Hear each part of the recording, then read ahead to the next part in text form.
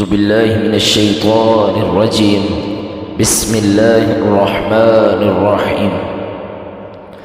أفحسب الذين كفروا أن يتخذوا عبادي من دوني أولياء إنا أعتدنا جهنم للكافرين نزلا قل هل ننبئكم بالأخسرين أعمالا الذين ضل سعيهم في الحياة الدنيا وهم يحسبون أنهم يحسنون صنعا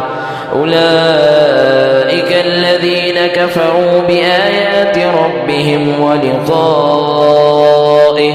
فحبطت أعمالهم فلا نقيم لهم يوم القيامة وزنا ذلك جزاؤهم جهنم بما كفروا واتخذوا آياتي ورسلي هزوا إن الذين آمنوا وعملوا الصالحات كانت لهم جنات الفردوس نزلا خالدين فيها لا يبغون عنها حولا قل لو كان البحر مدادا لكلمات ربي لنفد البحر قبل أن